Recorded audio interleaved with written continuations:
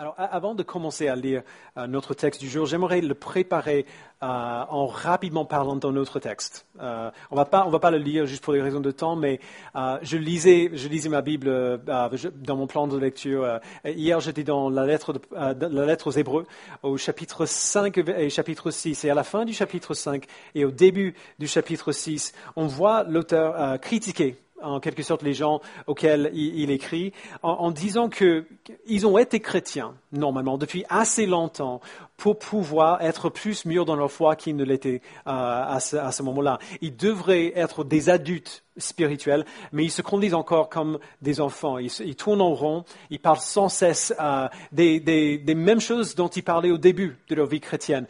Ce que ça veut dire que de se repentir, que d'avoir la foi, et ainsi de suite.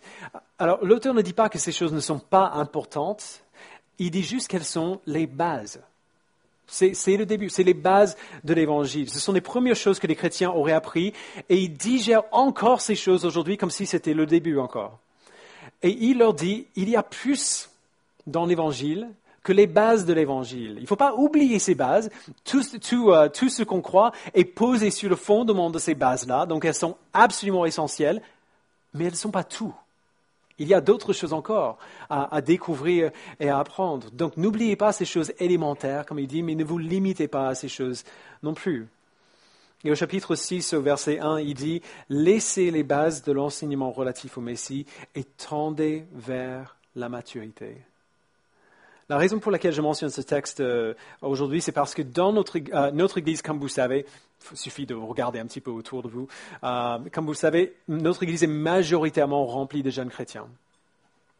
La plupart d'entre vous n'ont pas plus de 10 ou 15 années de foi chrétienne. Parce qu'il y a 15 ans, vous étiez encore gamin. Et ça, c'est en imaginant que vous avez rencontré Jésus quand vous étiez petit, ce qui n'est pas le cas pour tout le monde. Alors, dans le meilleur des cas, pour la plupart d'entre vous, vous avez 15 ans de foi chrétienne. Et dans d'autres cas, bien moins. Je suis désolé de le dire, mais 15 ans n'est pas long. 15 années, c'est rien. OK? Et la tentation, quand on est... donc, ça, c'est ce que je considère encore comme étant un jeune chrétien. OK? Jeune dans l'âge et aussi jeune dans sa foi. La tentation, quand on est jeune chrétien, ce sera de revenir sans cesse aux choses qu'on a apprises au début, comme l'auteur de la lettre aux Hébreux dit à ses lecteurs, des choses qu'on a apprises quand on était enfant ou quand on était de tout nouveaux chrétiens. Mais si vous voulez vraiment grandir dans votre foi, vraiment grandir en maturité chrétienne, il faut aller plus loin. Et aller plus loin, la plupart du temps, ne veut pas dire lire plus de livres, ou faire des études plus intenses, ou alors apprendre le grec et l'hébreu pour pouvoir lire la Bible dans sa langue originale. Aller plus loin dans sa foi, bibliquement, veut dire laisser ce que vous savez modeler qui vous êtes, votre manière de penser, votre manière d'agir. Et à chaque nouvelle chose que vous apprenez sur Dieu, parce qu'on apprend sans cesse sur lui, laissez-vous modeler par ces choses aussi. La maturité chrétienne ressemble à quelqu'un qui vit ce qu'il croit, qui met en pratique jusqu'au bout ce qu'il croit et qui ne se limite pas aux choses élémentaires comme on a vu. Et c'est ça vraiment le cœur de Luc chapitre 16, que se laisser modeler par l'Évangile et laisser modeler comment nous voyons le monde autour de nous, comment nous prenons notre décision. Tout ça est au cœur de Luc 16. Je vous préviens, c'est un texte qui va mettre pas mal de gens mal à l'aise parce que Jésus va parler de l'argent, et beaucoup. C'est pas tout ce qu'il va dire dans notre texte et c'est même pas le sujet principal, mais c'est l'exemple qu'il prend pour illustrer quelque chose de plus grand encore, et l'exemple qu'il prend nous fait mal. D'accord? Et donc, il va commencer en racontant une parabole qui est, en tout cas à mon avis, une des paraboles les plus surprenantes que Jésus a racontées dans ce ministère. Donc, je vous invite à lire avec moi à partir du verset 1 de Luc chapitre 16. Jésus dit aussi à ses disciples, « Un homme riche avait un intendant. On vint lui rapporter qu'il gaspillait ses biens. Il l'appela et lui dit, « Qu'est-ce que j'entends dire à ton sujet ? rends compte de ta gestion, car tu ne pourras plus gérer mes biens. » L'intendant se dit en lui-même, « Que vais-je faire puisque mon maître m'enlève la gestion de mes biens ou de ses biens?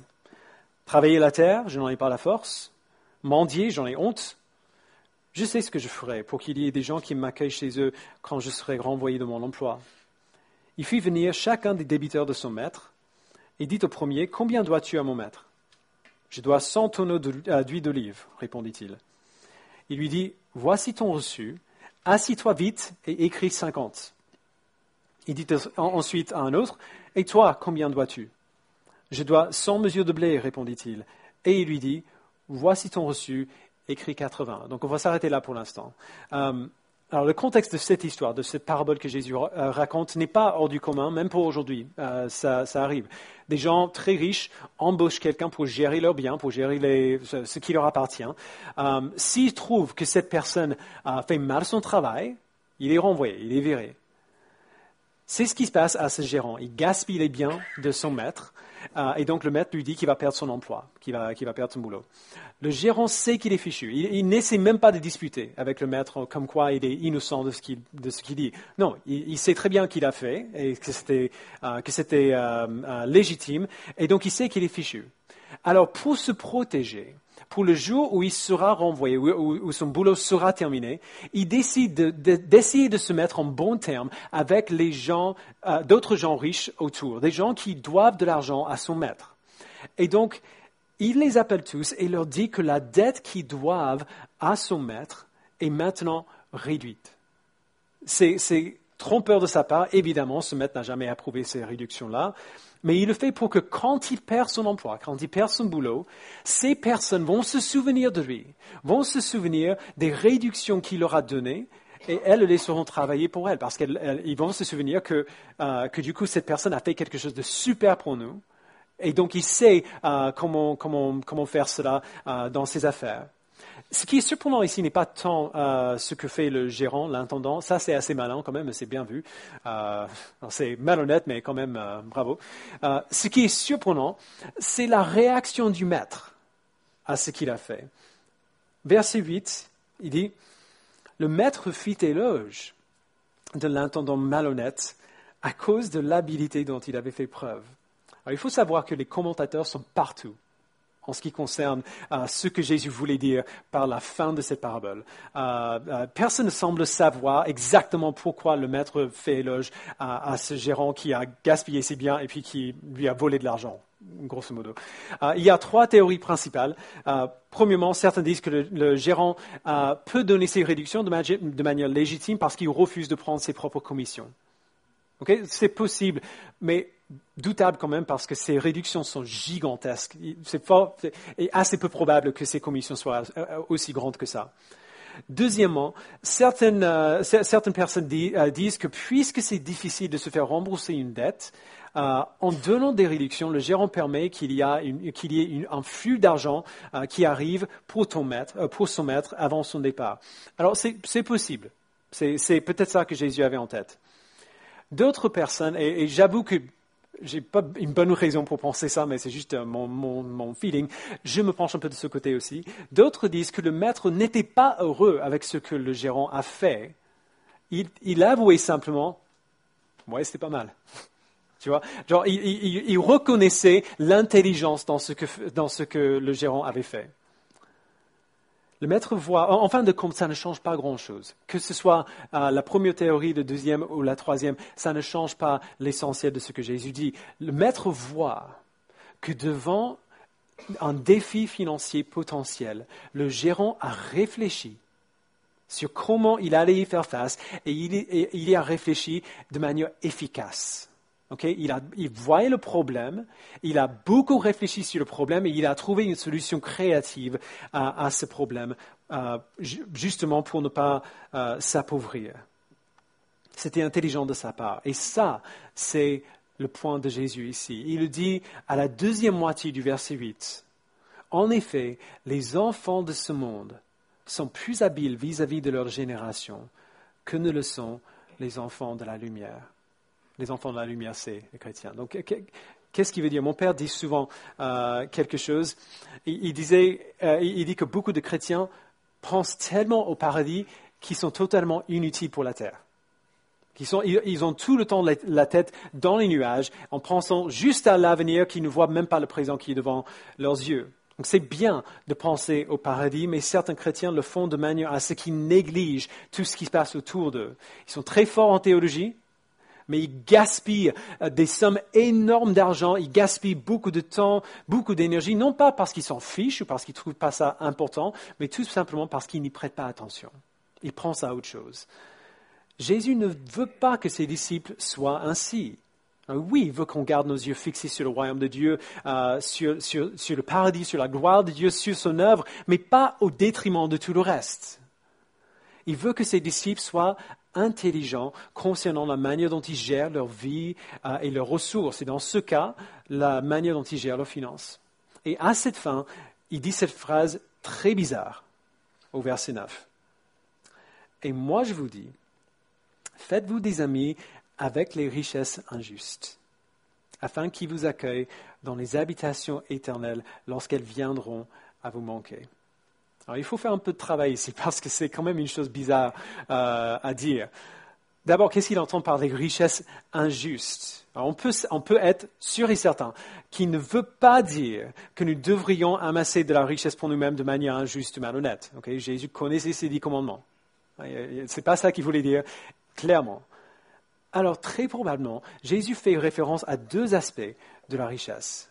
D'abord, le simple fait que la richesse, en général, la richesse que les gens peuvent amasser, c'est la richesse, comme on dit souvent dans l'Église, la richesse du monde, entre guillemets. La richesse qui n'est pas destinée au ministère de l'Évangile, mais destinée à des choses complètement ordinaires, comme la nourriture, les vêtements, le loyer, des choses comme ça. Cette richesse n'est pas destinée au ministère de l'Évangile et donc on peut considérer cette richesse comme ne pas étant destinée à la justice, selon la justice de Dieu.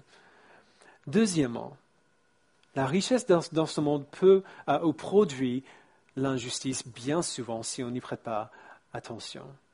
On peut gagner de la richesse en profitant des autres.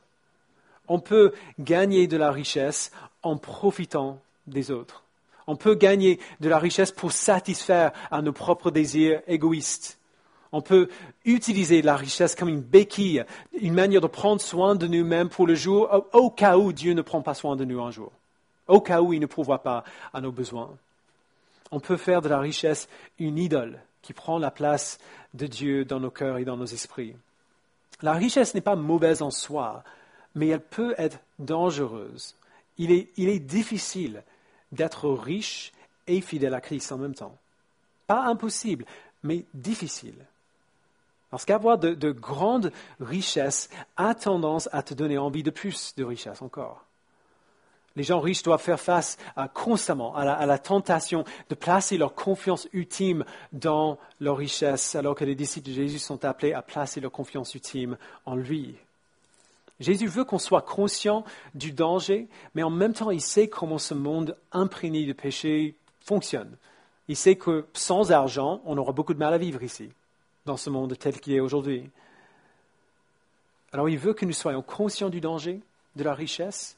Il ne veut pas prétendre il veut pas mettre la richesse sur un piédestal en imaginant que c'est sain en soi. Il nous dit bien que c'est risqué, mais en même temps, si on est conscient du danger, nous pouvons ne pas tenir à notre richesse à tout prix, mais la mettre plutôt au profit pour la gloire de Dieu.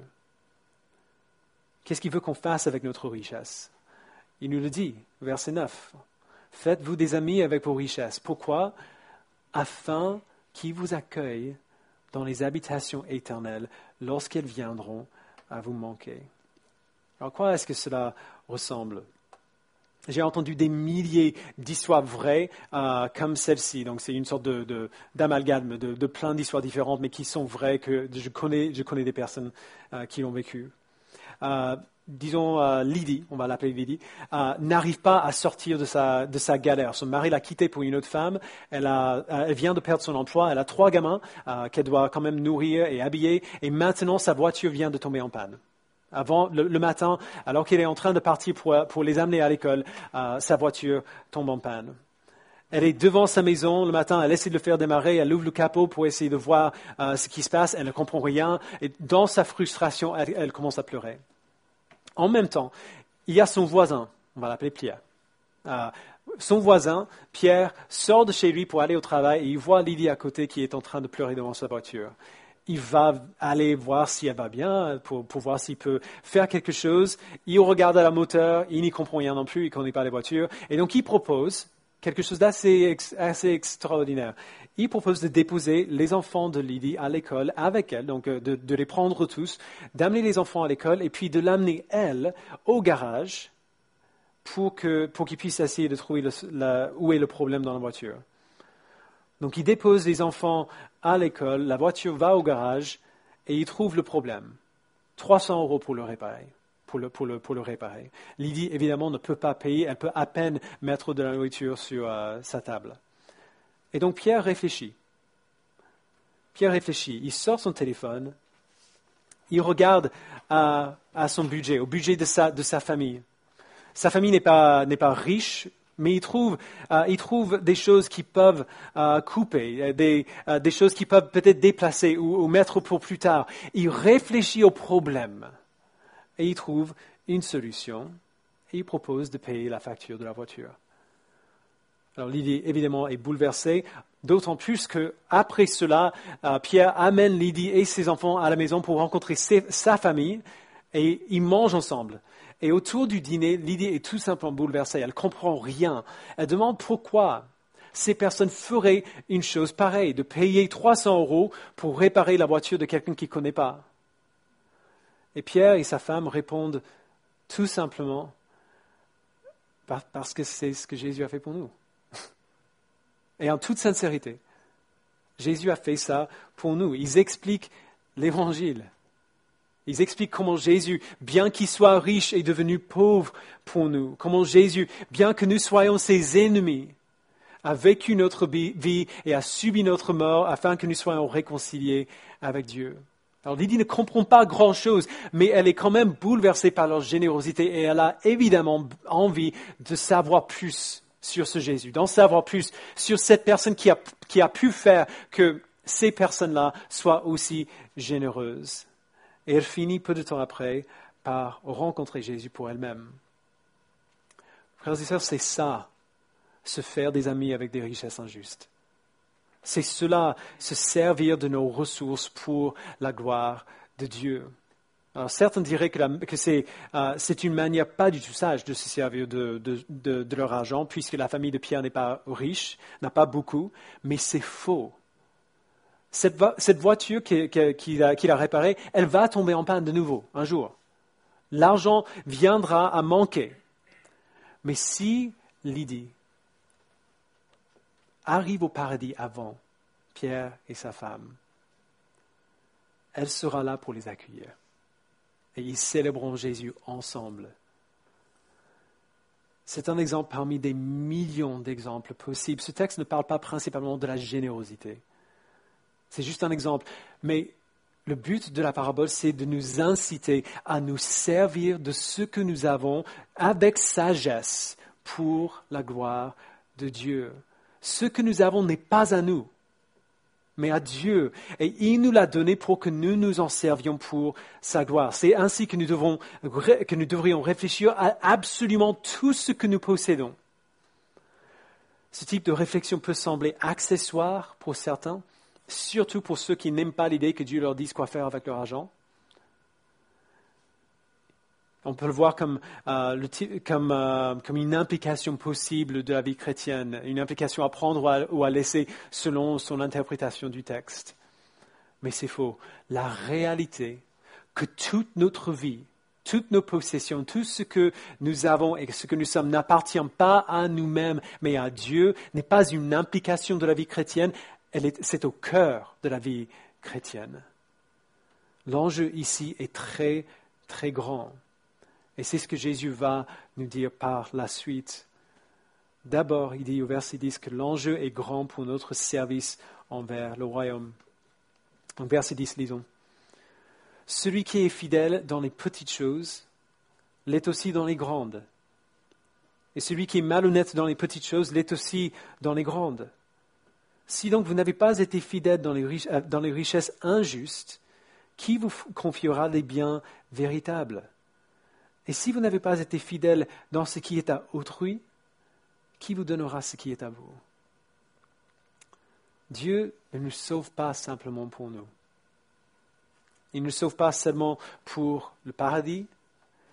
Tous ceux que Dieu sauve, il sauve pour sa gloire. Je suis désolé de vous l'annoncer si c'est une nouvelle information que vous venez de découvrir. C'est comme ça, c'est partout dans la Bible. Dieu nous sauve pour lui, pour sa gloire, et non pas premièrement pour nous-mêmes. Il sauve les personnes afin qu'elles prennent la grâce qu'elles ont reçue et qu'elles la rendent à d'autres afin que d'autres connaissent Jésus et glorifient Dieu. C'est ainsi que Dieu fait grandir son royaume qui rassemble ses enfants autour de lui. Mais si nous ne sommes pas fidèles dans les petits aspects pratiques de la vie, nos finances personnelles par exemple, nos richesses injustes, comment voulons-nous que Dieu nous confie quelque chose de plus grand, comme le témoignage de son Fils auprès du monde? Si nous ne sommes pas fidèles dans des choses qui ne sont pas à nous, mais qui lui appartiennent, des choses qui sont à autrui, comme il dit, comment est-ce qu'on veut qu'il nous donne d'autres, encore plus, qui sera à nous? Si nous ne sommes pas fidèles dans les choses qui ont peu d'importance parce qu'elles ne durent pas, comment pouvons-nous nous attendre à ce qu'il nous fasse confiance avec des choses qui ont beaucoup d'importance et qui dureront pour toujours? Qu'on veuille le croire ou non, la manière dont nous gérons nos ressources matérielles, donc des trucs, des choses que nous possédons, en dit beaucoup sur combien ou combien peu nous valorisons le royaume de Dieu. La plupart des gens apprennent relativement tôt à faire un budget. Quand on est ado, pour la plupart d'entre nous, moi quand j'étais un peu plus grand que ça, mais c'est une autre histoire. On a des lignes dans notre budget pour les vêtements, pour la nourriture, pour les charges, l'épargne, l'assurance, le divertissement, les vacances. Et la plupart des chrétiens, en tout cas j'ai envie de croire, je suis optimiste, j'ai envie de croire que la plupart des chrétiens ont une ligne additionnelle pour l'argent qu'ils donneront à l'Église ou à d'autres initiatives centrées sur l'Évangile, donner à un missionnaire qui va partir dans un pays où Christ n'est pas connu, par exemple. Certains chrétiens ont même un budget d'hospitalité, de l'argent qu'ils mettent de côté pour qu'ils puissent inviter des gens chez eux et leur présenter l'Évangile, par leur vie, par leur parole, et ainsi de suite. La manière dont nous gérons notre argent nous montre combien ou combien peu nous valorisons le royaume de Dieu. Qu'est-ce que cela nous dit? Par exemple, si notre budget vacances ou divertissement est bien supérieur à notre budget pour l'Évangile. Je ne dis pas que c'est une mauvaise chose que de l'avoir, juste qu'on doit y réfléchir. Mais pensons encore plus grand que cela. Qu'est-ce qui se passerait si je réfléchissais vraiment sur comment je pourrais mettre toutes mes ressources, tout ce que j'ai au profit de l'Évangile du mieux possible? Et si cette réflexion changeait l'endroit où je décide de vivre? Si cette réflexion changeait la carrière que je décide de poursuivre? Si elle changeait la personne avec qui je décide de me mettre en couple? Si elle changeait les gens avec lesquels je décide de passer mon temps, les activités que je fais après le travail, l'endroit là où j'envoie mes enfants à l'école? Le message de Jésus, c'est exactement ça. C'est ainsi que nous devrions réfléchir. Parce que le royaume de Dieu avance, pas seulement à travers l'évangélisation personnelle, pas seulement à travers les initiatives de l'Église, mais à travers les décisions et l'investissement sage de ses enfants. Dieu nous a donné tout ce que nous avons pour être sagement mis au profit pour sa gloire et pour son royaume. Alors si on ne prend pas le temps, si nous ne faisons pas l'effort pour réfléchir sur comment nous allons nous servir de nos ressources, comment voulons-nous vraiment que Dieu nous confie des responsabilités plus grandes que ça? Comment voulons-nous qu'il nous fasse confiance avec des grandes choses éternelles si nous ne sommes pas fidèles dans les petites choses de tous les jours? L'enjeu est grand pour le royaume de Dieu. Et deuxièmement, l'enjeu est grand pour nos propres cœurs. Et c'est là où ça fait peut-être le plus mal.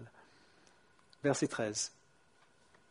Aucun serviteur ne peut servir deux maîtres, car ou il détestera le premier et aimera le second, ou il s'attachera au premier et méprisera le second. Vous ne pouvez pas servir Dieu et l'argent.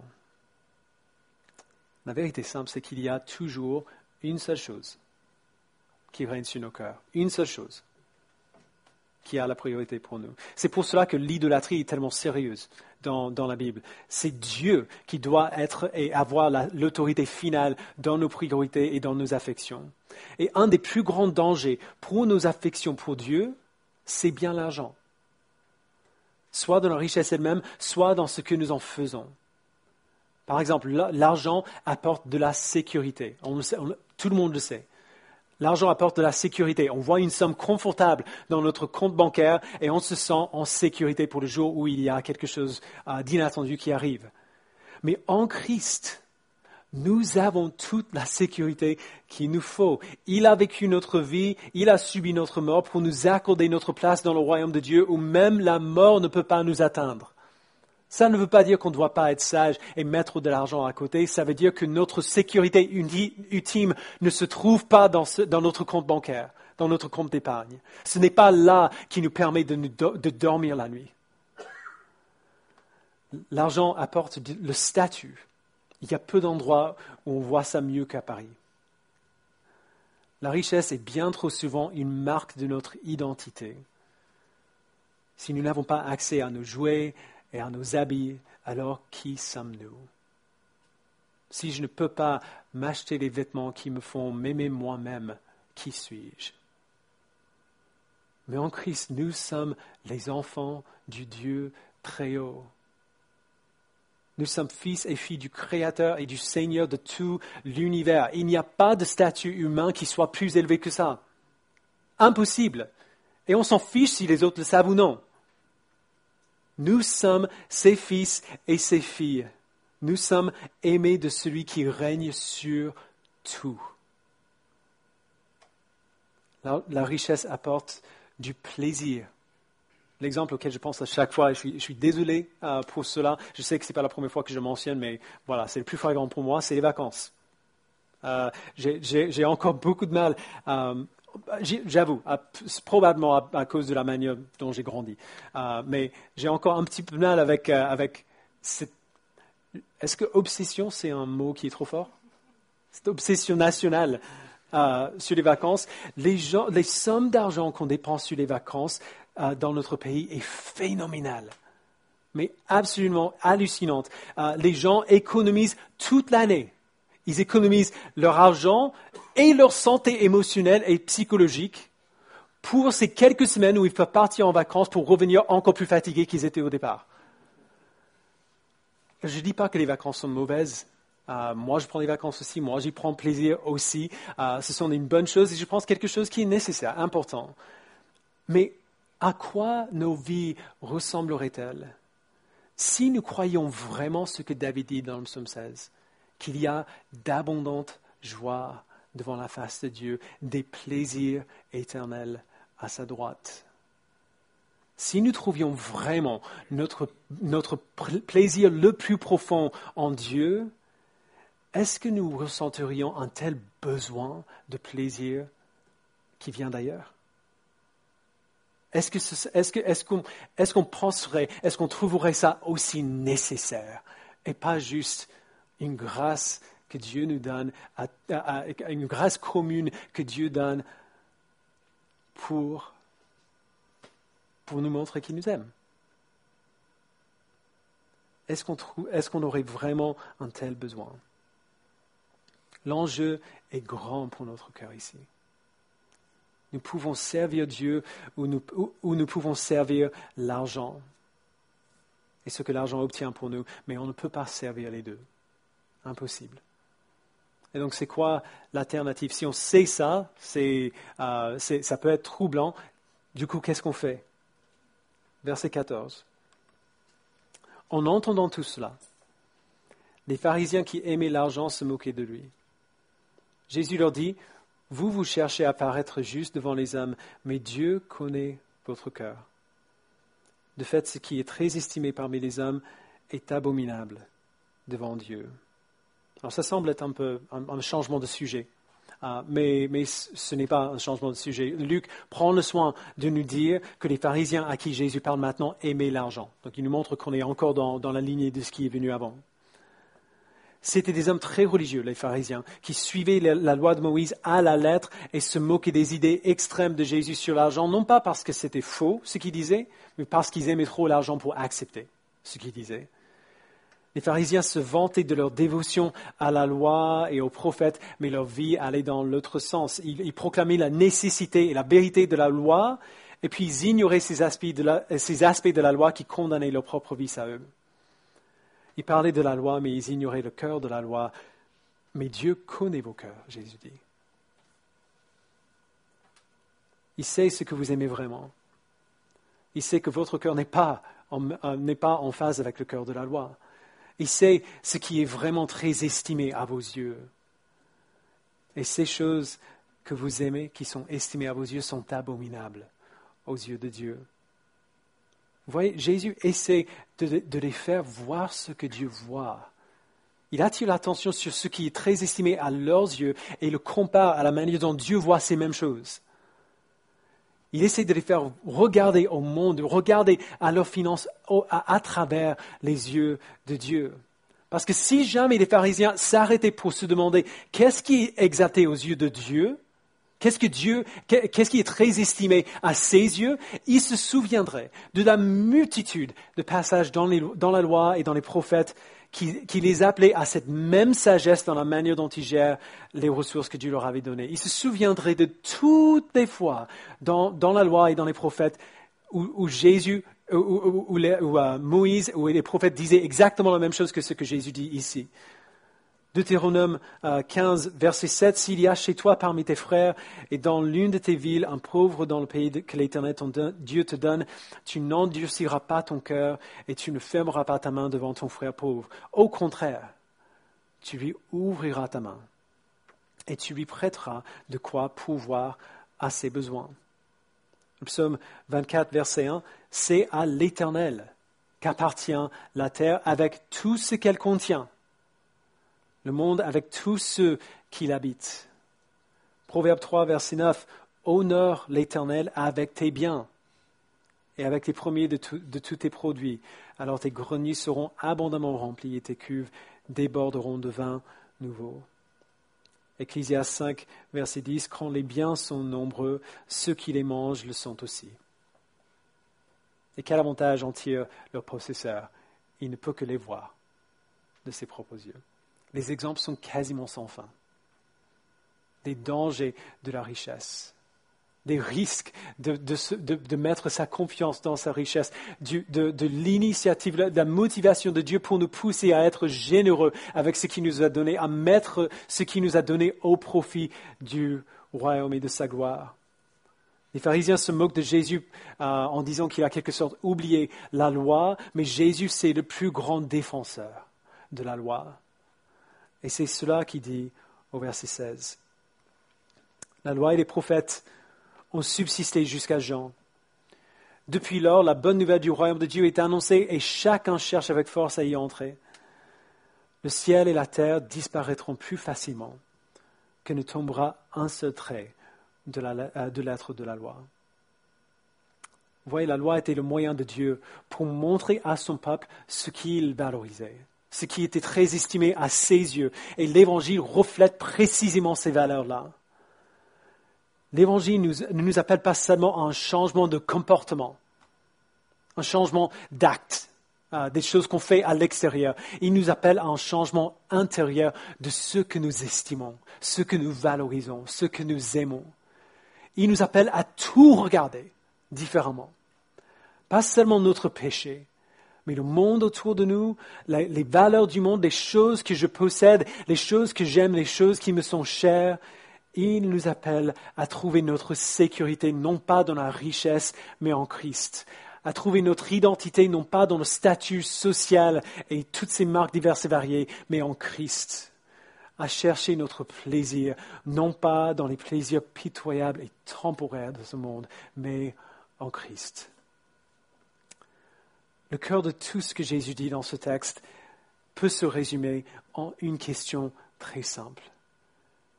Qu'est-ce que nous aimons? Qu'est-ce que nous valorisons? Qu'est-ce qui est très estimé à nos yeux? Dieu connaît la réponse à cette question pour chacun d'entre nous, mais il sait qu'il est très difficile pour nous de faire ce type d'auto-examination profonde qu'il nous demande de faire. S'il nous demande de dire ce que nous aimons ou valorisons le plus, on a beaucoup de mal à répondre à cette question. Et donc, Jésus nous aide. Il appuie là où ça fait mal, au sujet qui nous donne peut-être l'évidence la plus claire de ce que nous aimons et valorisons et estimons le plus, c'est-à-dire la manière dont nous gérons nos finances. La manière dont on se sert des ressources que Dieu nous a données nous dit ce que nous valorisons le plus, nous en dit beaucoup sur ce qui est plus important pour nous. Alors si Jésus nous aide à voir ce que nous valorisons le plus, qu'est-ce qu'on fait avec ça? Qu'est-ce qu'on fait avec cette connaissance? Eh bien, si on inversait la question, plutôt que Jésus nous a déjà aidés à voir ce que nous valorisons, si on demandait ce que Dieu valorise le plus, qu'est-ce qui est très estimé à ses yeux à lui? La Bible est abondamment claire que ce que Dieu valorise le plus, c'est sa gloire manifestée dans la personne de son Fils. C'est ce qui est le plus important pour lui, le plus cher à ses yeux. Et du coup, qu'est-ce qu'il a fait? Qu'est-ce que Dieu a fait des ressources infinies dont il disposait pour obtenir ce qu'il valorise le plus? Il a donné son Fils précieux, qui s'est fait pauvre alors qu'il était riche, afin que par sa pauvreté, vous soyez enrichis. Comme Paul dit dans 2 Corinthiens 8. Dieu est motivé par une passion pour sa propre gloire. Et il manifeste sa gloire de manière suprême en son Fils, qui est devenu homme, qui a vécu, est mort et est ressuscité pour nous réconcilier avec Dieu. Si une passion pour la gloire de Dieu manifestée en son Fils, c'est ce qui motive Dieu, si une passion pour sa gloire dans la personne de son Fils, c'est ce qui le motive lui, évidemment, elle devrait nous motiver aussi. Elle devrait être ce qui nous pousse à faire ce que nous faisons, à gérer ce que nous avons, d'une certaine manière. Si nous voyons véritablement à travers les yeux de Dieu, nous verrons le monde à la lumière de cette valeur suprême-là, à la lumière de la valeur suprême de sa gloire dans la personne de son Fils. Et si nous voyons le monde de cette manière, alors nécessairement et inévitablement, nous allons réfléchir dur et longtemps à la manière dont nous nous servons des ressources que Dieu nous a données. Nous ne serons pas inattentifs concernant la manière dont nous dépensons même la petite richesse que Dieu nous a donnée. Et nous ne poursuivrons pas non plus cette richesse comme notre source ultime de sécurité, de plaisir ou d'identité. Nous sommes appelés à aimer ce que Dieu aime et à voir le monde à la lumière de sa passion pour sa gloire et pour son royaume. Et si c'est vrai pour nous, si nous valorisons vraiment et aimons vraiment et trouvons vraiment notre plaisir dans une passion pour la gloire de Dieu et pour son royaume, alors qu'est-ce qu'on va faire de ce que Dieu nous a donné pour rendre gloire à son Fils? Qu'est-ce qu'on va faire de ce que Dieu nous a donné pour poursuivre cette plus grande valeur? Qu'est-ce qui doit changer dans nos habitudes, dans notre planning, dans notre budget, pour montrer au monde et pour montrer tout d'abord à nous-mêmes, à nos propres cœurs, que nous valorisons vraiment le royaume de Dieu par-dessus toute chose, que nous valorisons vraiment sa gloire par-dessus toute chose, et que le plus grand désir de notre cœur, c'est de voir la connaissance de la gloire de Dieu remplir la terre, comme les eaux recouvrent le fond des mers. Alors, si vous n'êtes pas chrétien ce matin et vous entendez tout ce que je viens de dire, je suis désolé, je sais que ça peut sembler extrême. Mais j'aimerais vous poser une question avant de terminer. Si connaître Jésus-Christ a pour résultat un changement comme ça, de cet ordre-là, un changement de notre manière de penser, de nos priorités, de nos habitudes, et non pas par obligation, mais parce qu'on a envie de faire ces choses-là, si connaître Jésus peut produire un tel changement en nous, qui doit être cette personne? Si le simple fait de connaître Jésus suffit pour nous donner envie de tout changer pour lui, de changer tout de A à Z, absolument toute notre vie, alors à quel point doit-il être merveilleux pour mériter ça? Si vous voulez le savoir, si vous voulez le rencontrer, vous aurez l'occasion de commencer ce processus tout à l'heure pendant que nous prenons la Sainte Seine. Et vous aurez, après le culte, l'occasion de discuter, de poser des questions aux gens qui vous entourent, qui seraient très heureux d'en discuter avec vous aussi. Je vous invite à prier avec moi. Père, nous te remercions, même pour les textes difficiles. Nous te remercions, Père, pour les paraboles qui appuient, pour les enseignements qui appuient là où ça fait mal. Je te remercie, Père, pour le courage de ton Fils de ne pas refuser de parler d'un certain sujet juste parce que ça ne va pas être bien reçu par tout le monde. Merci, Père, de nous avoir donné ta parole et de nous avoir montré comment voir ta parole de manière fidèle dans son contexte afin de ne pas rater même les sujets qui nous mettent mal à l'aise. Nous avons beaucoup de mal, Père, à voir comment vivre ces choses dans nos vies. C'est trop grand pour nous. Voir le monde à travers tes yeux, à la lumière de ta gloire et de ton Fils, par où commencer? C'est trop grand pour nous et tu sais que c'est trop grand pour nous. Et donc, Père, avant tout, encourage-nous par ton esprit. Que ce n'est pas en changeant nos budgets que nous t'aimons plus. Que ce n'est pas en prenant des décisions que nous voyons plus clairement ta gloire. Ce n'est que par ton esprit qui fait cette œuvre en nous qu'il a commencé le jour de notre conversion, qui continue cette œuvre en nous pour ouvrir nos yeux de plus en plus grands, pour nous faire voir de plus en plus clairement qui tu es et pourquoi tu es digne d'être suivi de cette façon. Fais, Père, que notre obéissance à ta parole ne soit pas une obligation amère, mais une joie pour nous. Fais que nous puissions t'obéir tout simplement parce que nous voulons te connaître. Et nous savons que la meilleure manière de voir ta gloire et de connaître ta personne et de voir les fruits de ton esprit dans notre vie, c'est d'obéir à tes commandements, de mettre en pratique ton évangile. Donne-nous, Père, de vivre ces choses avec joie, sans crainte, et de montrer au monde à quoi cela ressemble une vie sans peur. Une vie qui se fonde sur un plaisir qui ne peut pas partir, qui ne peut pas changer avec les circonstances, mais qui reste solide, peu importe ce que nous traversons. Nous te remercions, Père. Au nom de Jésus. Amen.